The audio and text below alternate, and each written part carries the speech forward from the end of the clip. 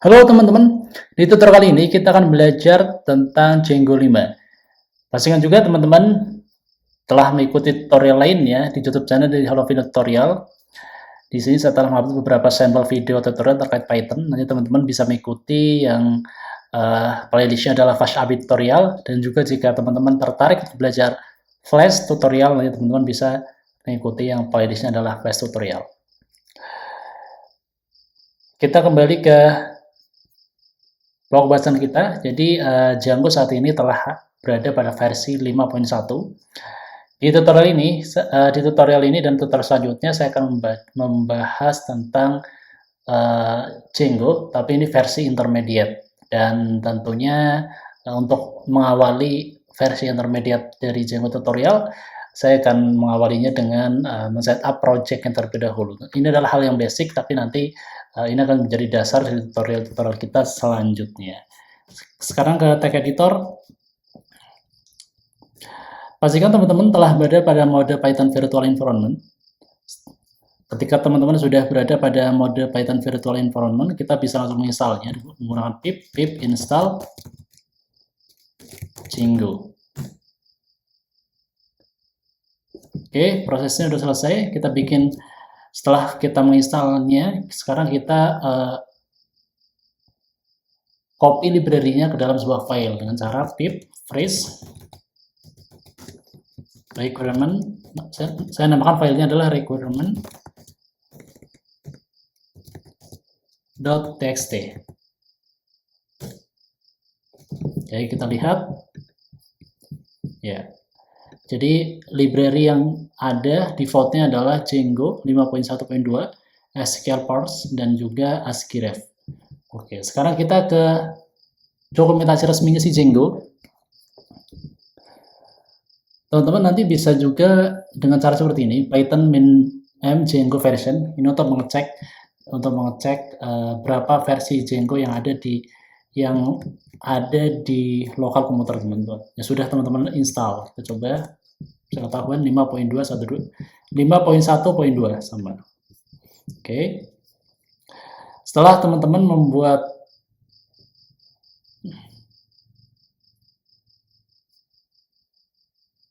virtual environment ya, dan juga setelah menginstal si Django-nya, kita bisa langsung menggunakan perintah ini. Ini kita abaikan. Misalnya Django admin start project Django tutorial. Jika teman-teman sudah punya direktorinya, bisa juga nanti misalkan ini langsung ya. Jadi, tapi jika belum bisa langsung seperti ini. Misalnya saya belum punya tutorial, belum punya direktorinya. Jadi bisa langsung seperti ini. Saya belum punya direktorinya. Tinggal Django admin, ini kita buang Django tutorial. Nah, di sini terbentuk sebuah direktori Django tutorial dan juga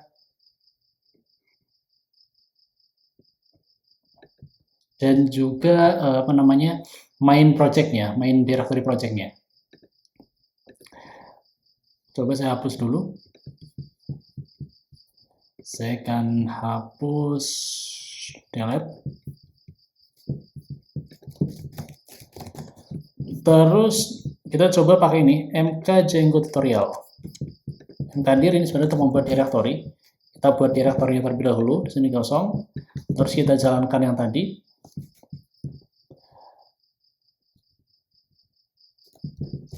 Saya akan men-set main directory app-nya adalah misalnya my project atau Django project. Nah, di sini terbentuk sebuah directory dengan nama Django project. Oke, sekarang kita berpindah ke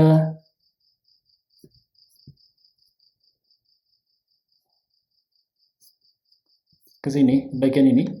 Kalau kita lihat di setting.py, di sini sudah ada sampling.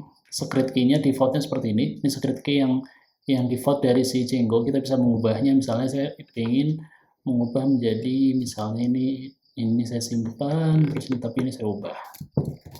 Tes Django project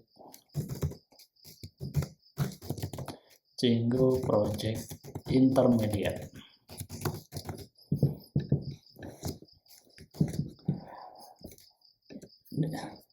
Default URL-nya yang ada cuma admin, jadi kita coba akan merun terlebih dahulu Python manage view. Kita sekarang berpindah dulu ke CD Django tutorial, Python manage view,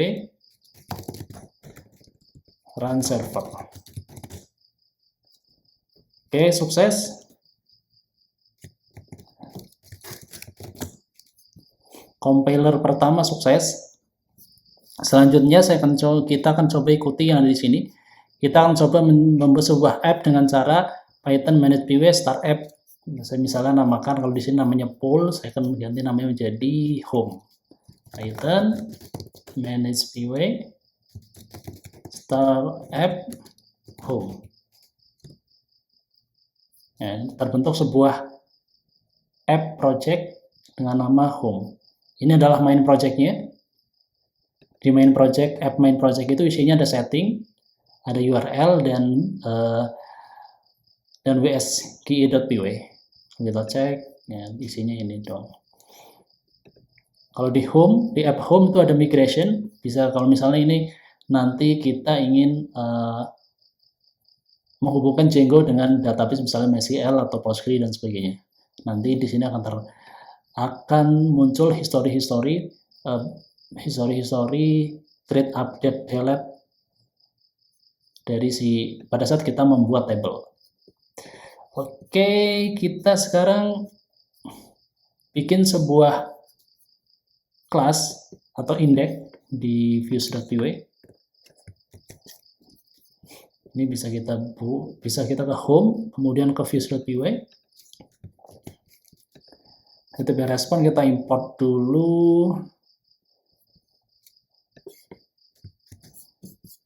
Berarti ini kita import. Terus sekarang kita ke directory home urls.py. Ini bisa kita copy langsung. Directory home urls.py. Kita bikin dulu di sini. Belum ada urls.py. Terus kita copy paste. Tapi kalau kita lihat di sini views.py itu kelasnya ada index sama ada index, terus views index, name index. Kita save dulu. Nah, setelah itu apa yang perlu kita lakukan?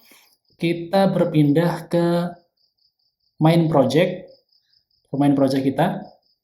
Tapi berpindah ke main project. Sekarang kita berpindah ke main project, yaitu di Django project. Kemudian pilih url.py. Ini bisa kita tambahkan. Terus kita tambah di sini include. Nah, ini saya ganti jadi, misalnya saya namakan home.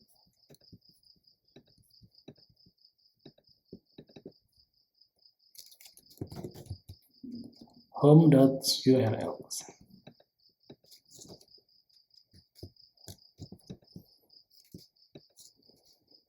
Coba saya compile menggunakan Python manage view run server.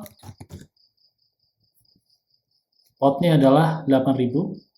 Sekarang kita ke web browser. Localhost 8000. Nah, ini defaultnya perlu kita set indeksnya. Jadi kita bisa langsung ke /home. Nah, muncul. Kalau teman-teman ingin menjadikan ini indeks, kita coba jadikan sebagai indeks. Berarti teman-teman tinggal memanggil ini. Caranya sama seperti yang tadi, kita panggil di sini dengan cara ini ya. Dengan cara teman-teman bisa ke sini url.py. Ini kita copy paste, terus kita taruh di sini. Misalnya ini sebagai indeksnya, kita tinggal from home .views. Nah, ini home import views. Saya namakan di sini index project.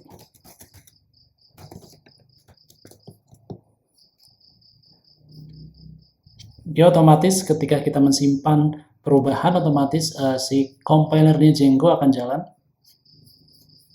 Sekarang kita balik lagi ke localhost. Nah, ini indeksnya. Jadi ini sekarang begitu kita membuka localhost dengan port 8000, si Django akan otomatis akan meredirect ke halaman page-nya, halaman index page-nya. Oke teman-teman, ini adalah tutorial pertama dari Django Intermediate. Nantikan tutorial selanjutnya. Nanti kita akan banyak membahas tentang Django tutorial, atau kita akan bahas tentang Django dan bagaimana caranya nanti kita misalnya menggunakan library OAuth atau kita membuat token di Django, dan juga bagaimana caranya nanti kita membuat template dan mengintegrasikannya dengan Bootstrap ataupun dengan jQuery ataupun dengan misalnya TypeScript. Selamat mencoba.